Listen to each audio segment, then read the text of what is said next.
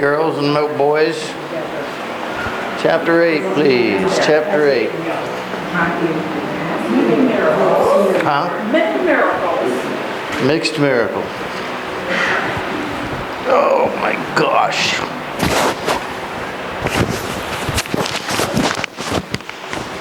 All right, chapter 8. Now when Jesus had come down from the mountain, a great multitude was following him. And behold, a leper came to him and bowed down. Speaking of lepers, I like the cartoon on the back.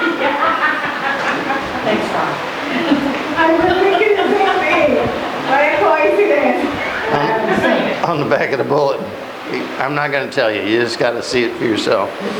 A leper came to Jesus and bowed down to him, saying, Lord, if you are willing, you can make me clean. And stretching out his hand, he touched him, saying, I am willing, be cleansed. And immediately the leprosy was cleansed from him. And Jesus said to him, see that you tell no one, but go and show yourselves to the priests, and present the offering that Moses prescribed for a testimony to them. Now when he had entered the city of Capernaum, a centurion came and began entreating Jesus, saying, Sir, my servant is lying paralyzed at home, suffering greatly in pain. And Jesus said to him, I will come and I will heal him. But the centurion answered and said, Lord, I am not worthy for you to come under my roof, but just say the word and my servant will be healed. For I too am a man under authority, with soldiers under me. And if I say to this one, go, he goes, and to another one, come, he comes. And to my slave, do this, and he does it. Now when Jesus heard this man, he marveled, and he said to those who were following him, truly I say to you, I have not found such great faith in anyone in all of Israel. And I say to you that many shall come from the east and to the west, and recline at the table with Abraham, Isaac, and Jacob in the kingdom of heaven. But the sons of the kingdom shall be cast out into the outer darkness. In that place then there will be weeping and gnashing of teeth. So Jesus turned to the centurion and said, go your way, let it be done to you according as you have believed.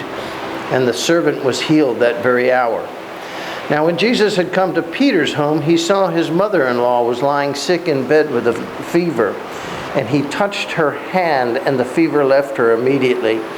And she arose and began to wait upon them.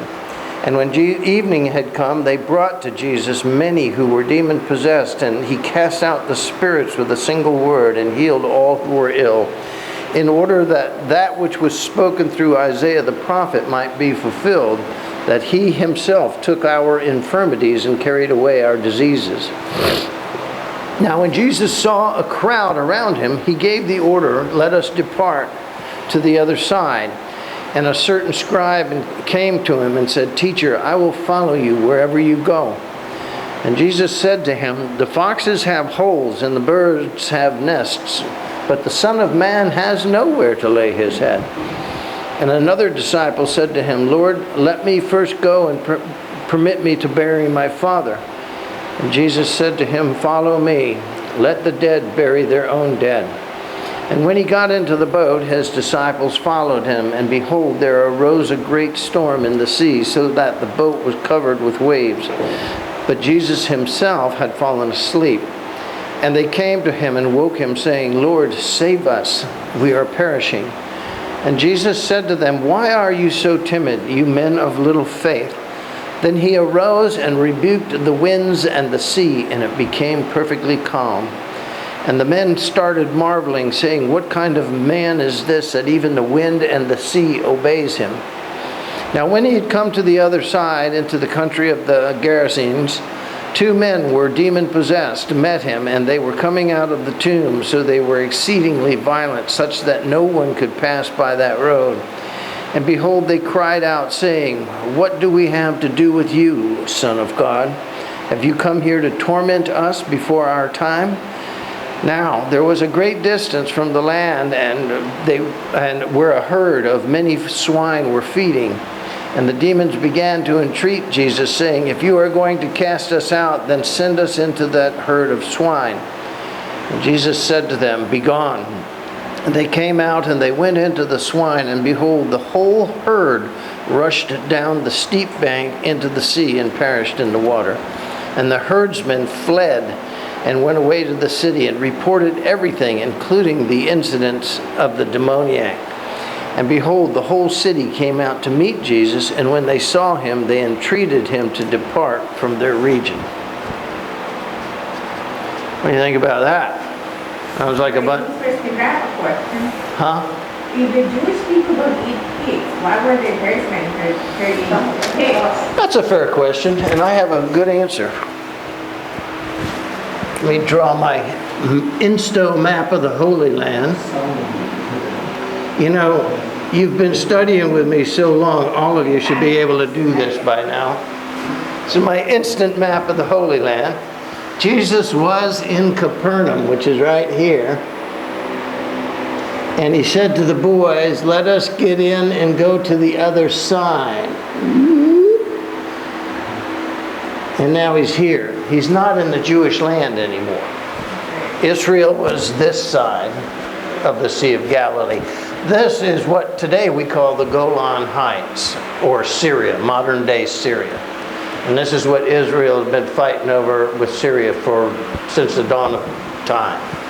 And the reason is because these cliffs over here are about 1,000 to 1,500 feet high. This side, there's nothing. I mean, the land slopes down nice to the lake, and it's soft. And that's where they did the great Sermon on the Mount, where it's almost like an amphitheater. It's so smooth and soft. But this side, you got 12 to 1,500 foot cliffs. And the Syrians would put tanks up there and just fire away and shell Israel. So Israel today, they control the Golan Heights. They don't own it, but they control it. So that guys won't stop launching tanks and rockets and missiles over there. Anyway, so the pig farm would have been up here. And out here, this is just called the Decapolis at this time, in the time of Jesus, because there was 10 cities. And these are the cities of refuge that they mention in Deuteronomy, where if you kill somebody inadvertently, like we're mowing our yard and my mower lands on your head and for some reason you're dead,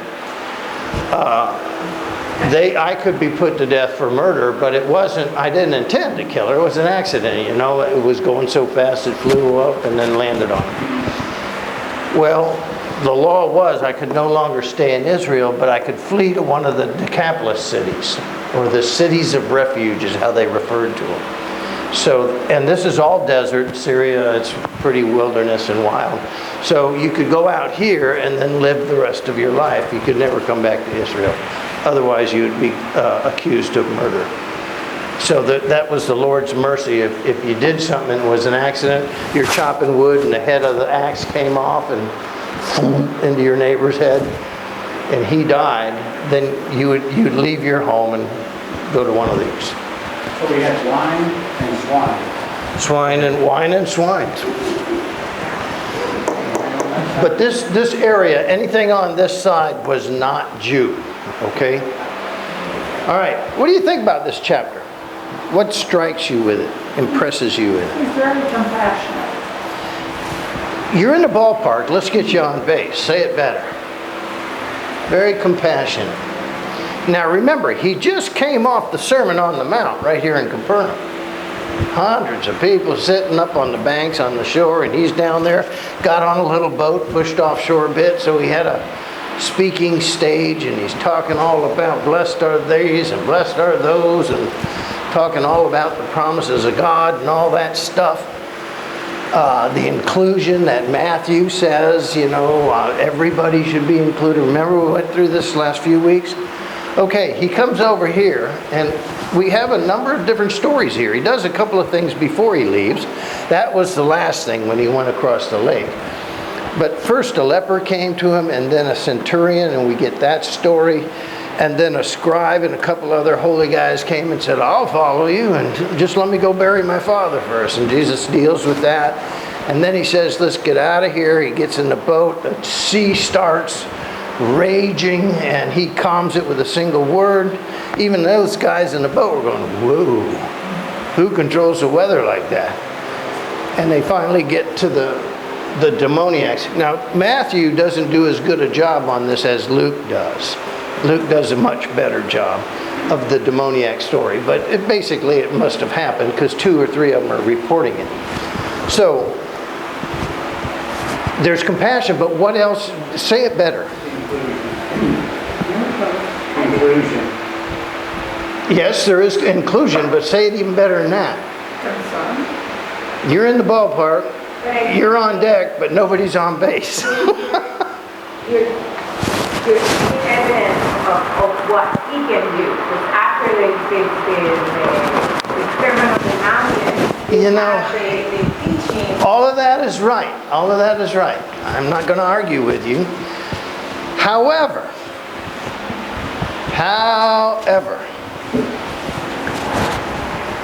I often preach, pay attention to what Jesus says. That's very important, because when he's teaching the didache of the Lord, you want to learn that. But most importantly, other than just listening to what he says, watch what he's doing. I preached on that a couple of weeks ago.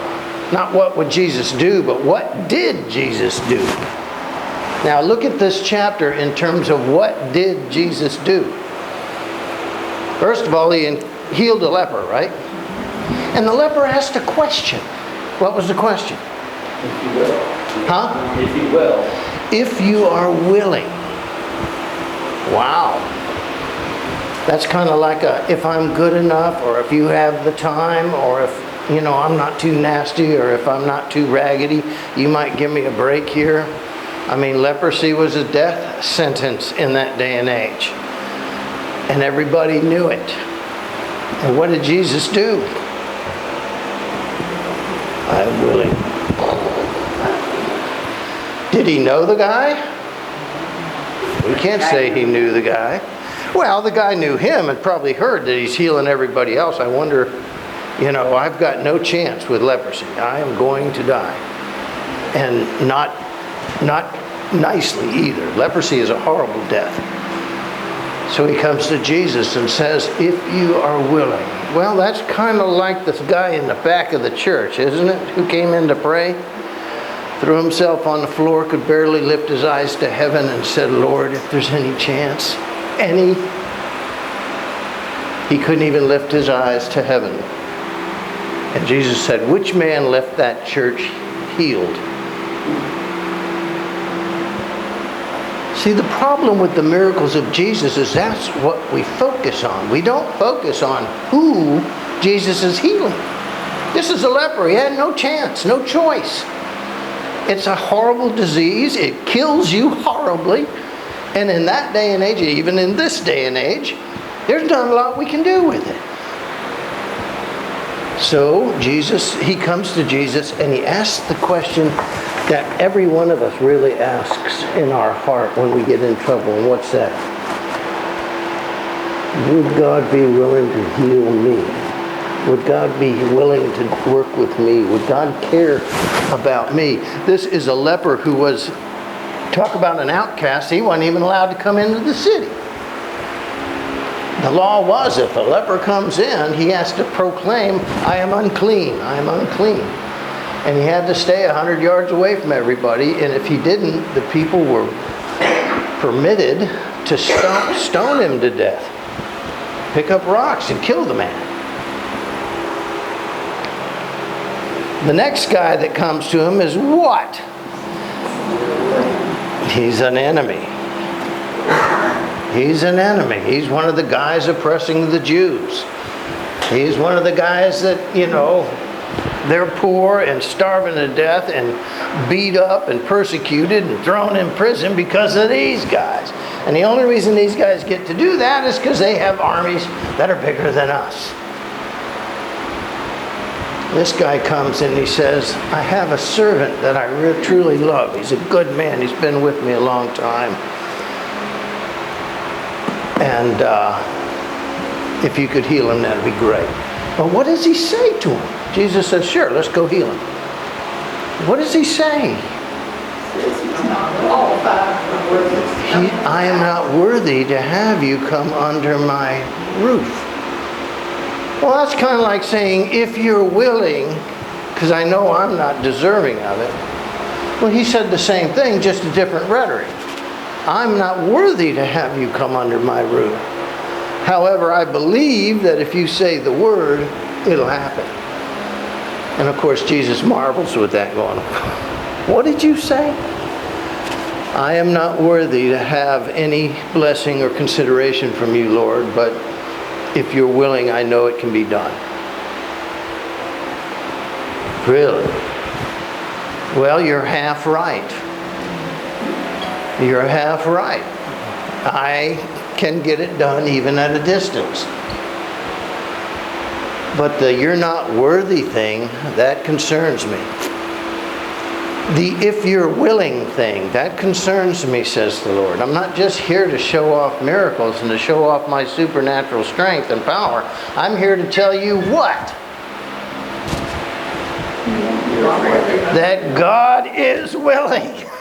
That you are worth it in His eyeballs. He created you. He made you. That silly little print on your thumb, He put it there. That's His work, made in heaven, not China. You are His work. Why would you think that God would not be willing to help you? Because you're a sinner. Oh, lucky you, because that's who He came to save, the sinners. He came to tell people who didn't feel worth it that they are still worth it. They can't see it. They don't think they deserve it. They don't even know it, what they need. But God is here to give it to them and to gladly give it to them. And you'll see that later. There's only gospel where the word says, and God is glad to give this to you. He's happy about it. So what happens next? I got a tornado here. Let me turn. Are you freezing? We'll aim it back at those guys back there. Oh, yeah, no. Look, Evelyn's hair is curling. It's worse. Can you turn it now? Evelyn's hair is curling. Make it blow on you. I don't know how to make it go. You got it blowing on us. This thing turns, but it doesn't do nothing. Turn the air down, so it's probably much better. Yes. There's no fast or slow on this thing. Big line behind you. Oh, wait a minute. One speed and it's fixed. I broke it. That did it. Yes. Don't fall out. That was awful. Oh, no.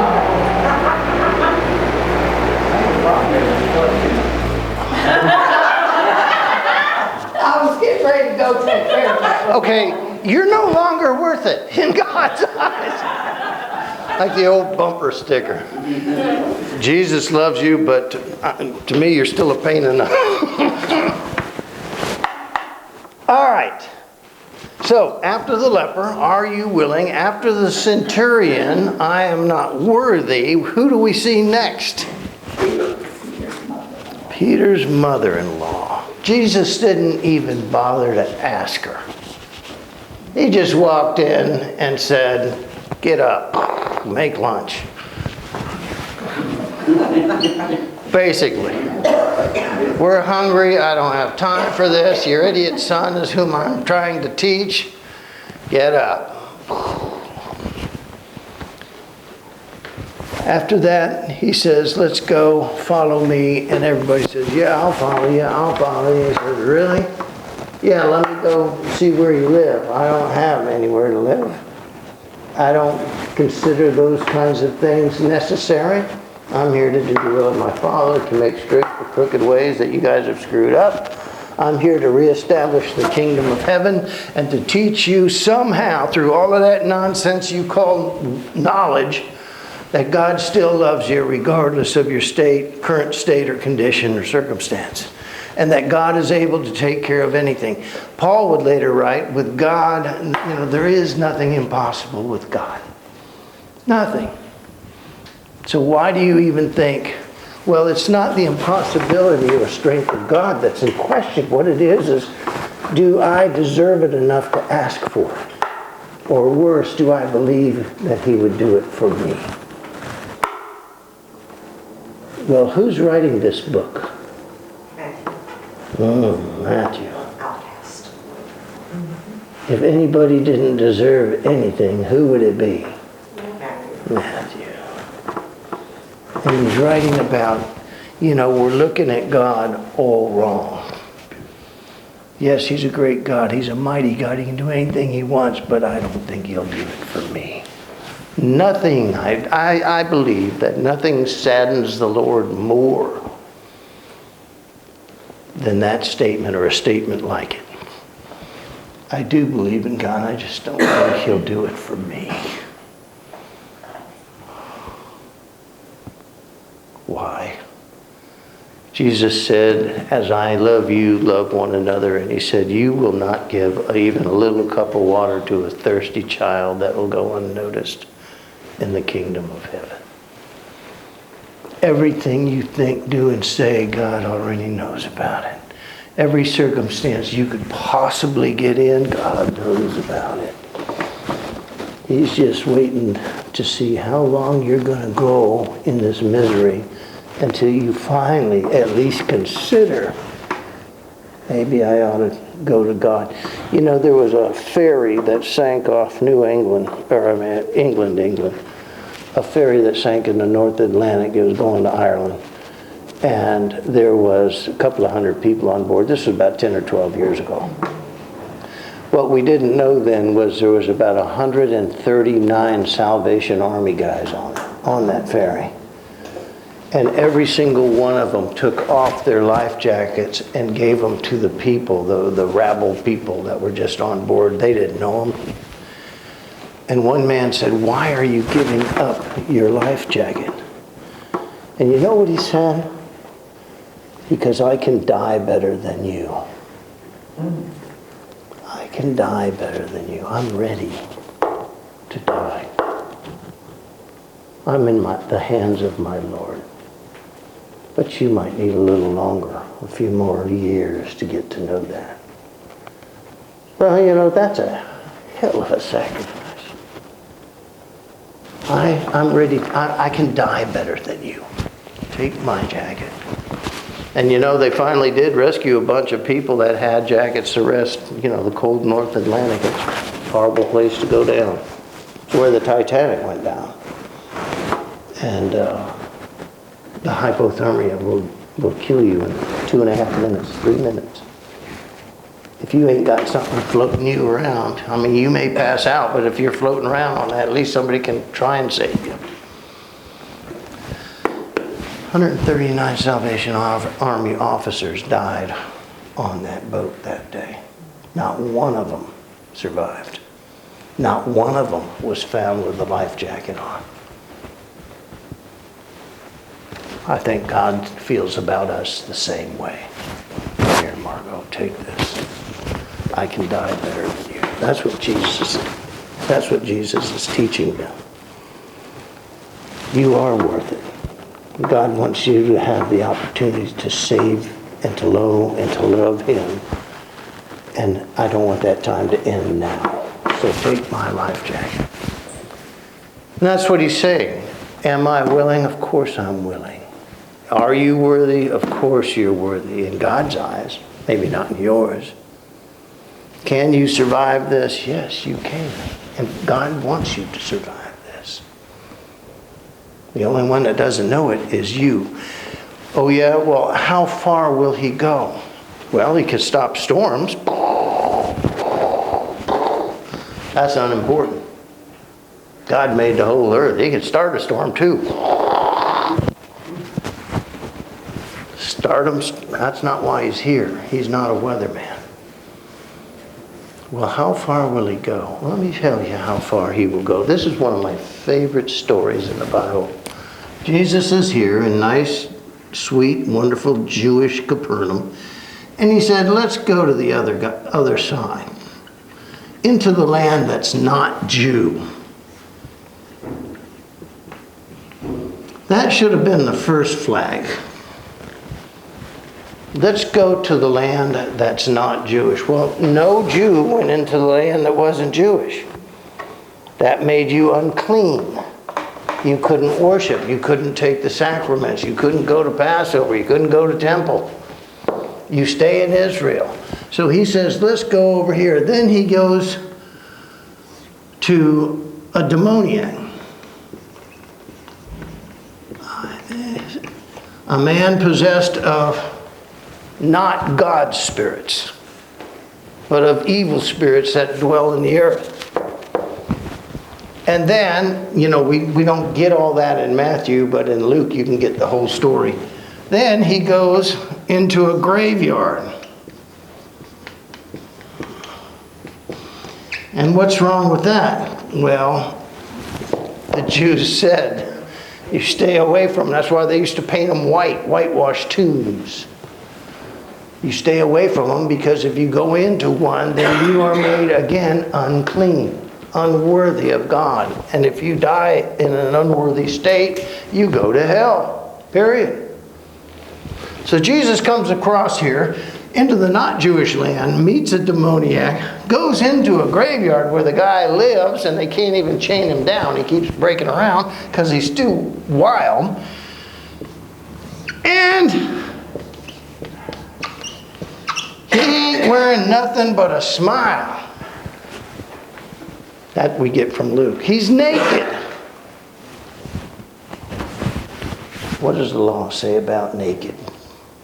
Don't look at it. You are not to look upon another man's nakedness because it is an abomination to the Lord. That goes all the way back to the Garden of Eden. Where are you? We're hiding. Why are you hiding? Because we were naked. Who told you you were naked? See, it's much more here than just a matter of clothing, hiding your little goodies. Did you eat of the fruit? Did you sin? Did you put yourself in an opposite place of where I am? Did you break our relationship? I created this whole world for you guys. What did you do? We were afraid. We're not worthy. Boy, howdy. Well, since that little event back in chapter 3 of Genesis, the whole rest of the Bible's been trying to take care of that. And Jesus is saying, you are. What were the chances of this guy ever getting into the kingdom of God?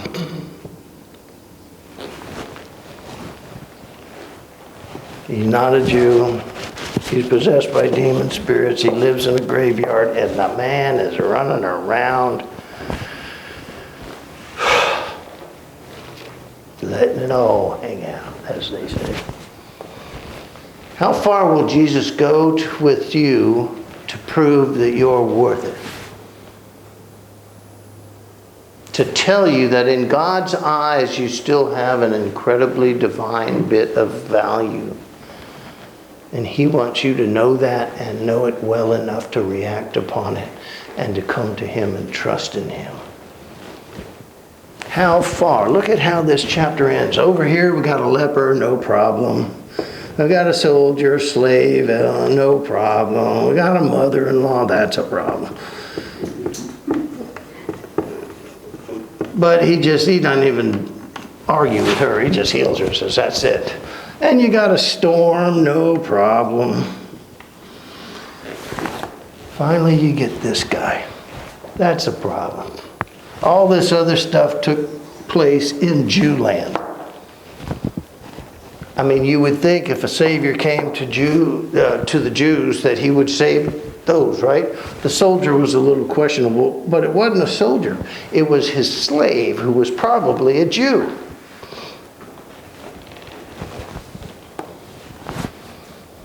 So these can all be understood. Leper Jew, slave Jew, mother-in-law definitely Jewish. If only I could tell you how to do it. Oh. See, I know that firsthand. Because before I got married, I didn't realize until after I got married that there is a wrong way to do everything. I know that now. Mother-in-law, Jesus didn't even deal with her. Just get up, make lunch. I'm being silly. The storm, but now we get to the not Jew. We can understand Jesus going this far. We can understand why God would send a Messiah to save the Messian people. Who's this guy?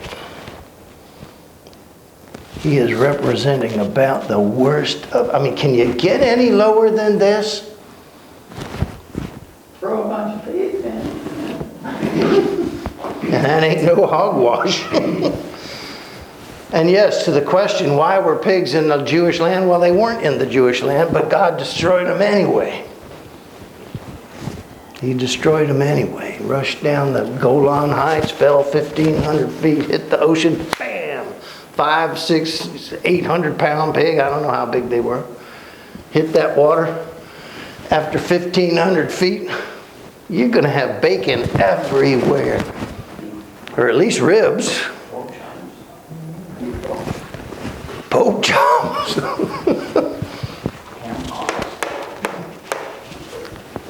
Stop it. The question is, how far would Jesus go for Frida? All the way. How far would Jesus go for Katie? How about Sandy? Sandy's sweet, everybody likes her. Shirley is holy, so we'll let you go. He'd go all the way. How far would Jesus go for short stuff? Well, he might miss because she's right over her head. Dang, I should have grabbed that. He knows everything. Oh, he came as a little bitty baby. He knows all about being a little short guy. This chapter is about not only like the Last Supper, the last Sermon on the Mount, everybody's included, but God is actually out there looking for you. It is in Matthew, we're going to see a beautiful chapter about lost stuff and the effort that God makes to find stuff that's lost. That's what all those parables are about.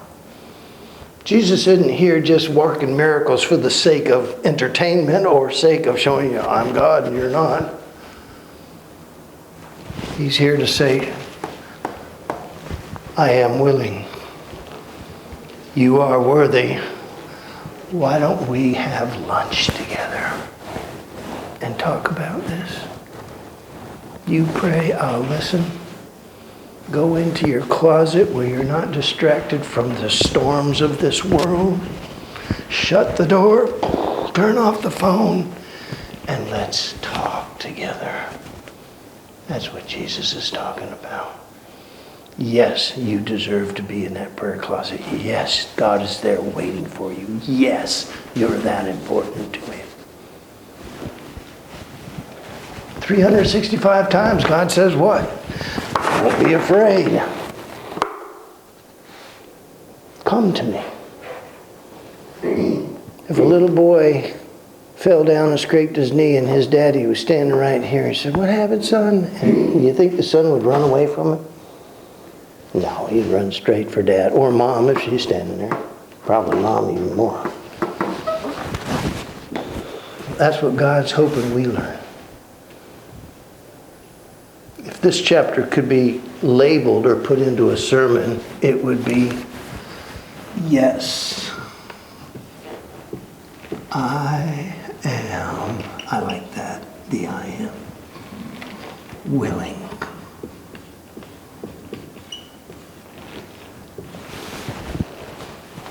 How willing are you? Look at this monkey out in the desert. That's God calling. That's how willing God says He is. He would cross any and every boundary regardless, any and every rule regardless, that He might save one.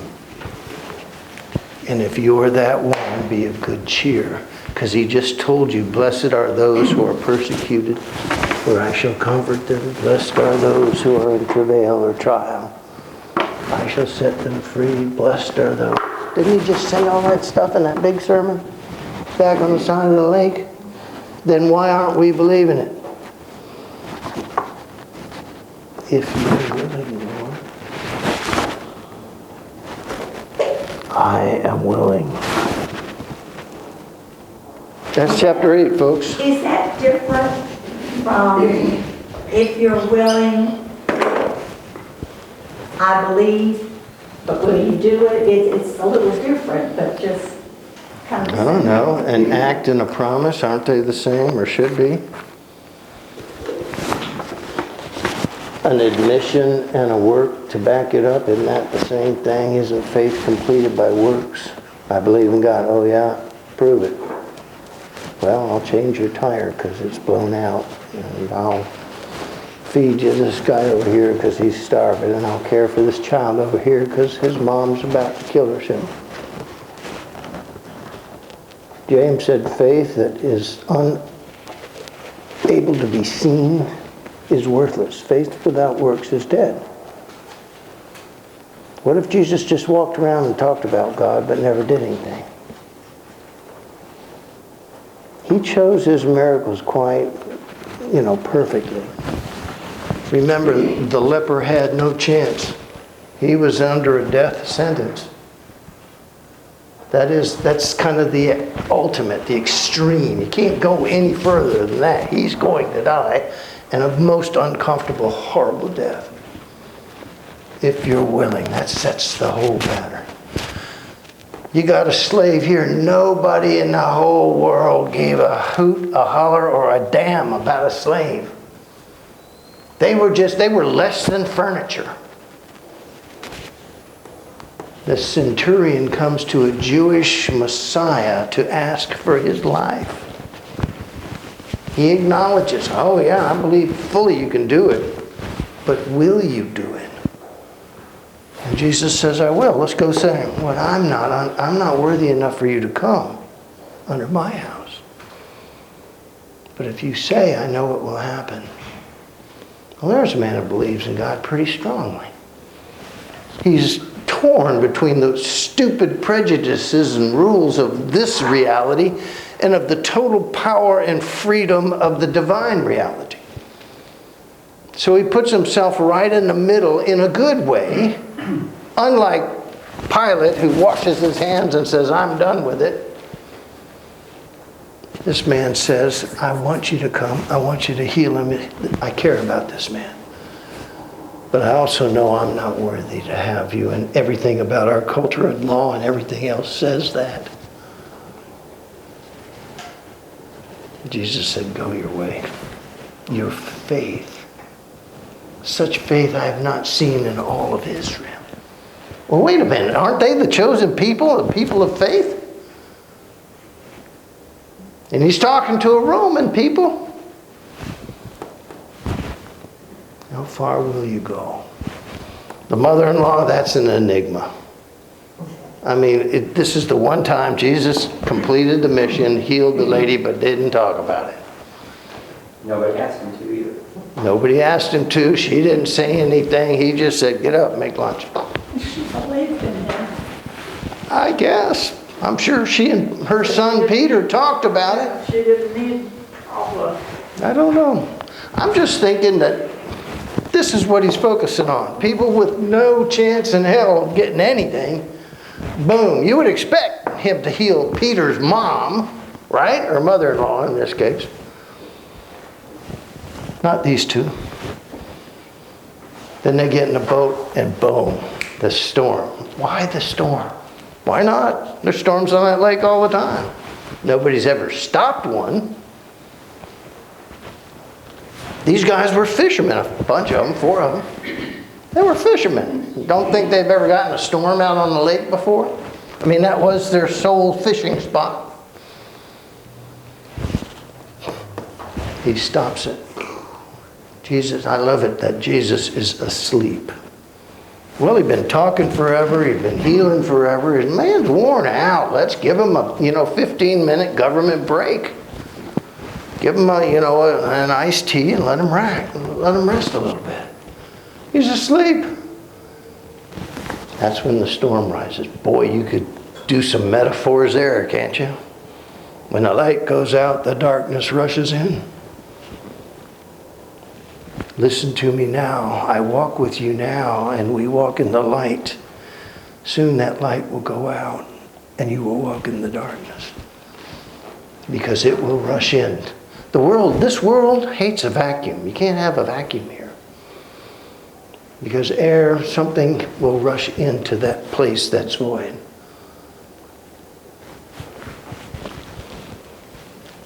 But the real kicker is this one.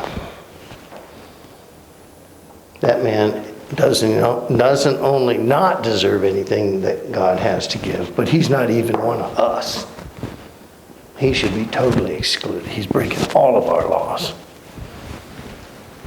And Jesus says, God made him too.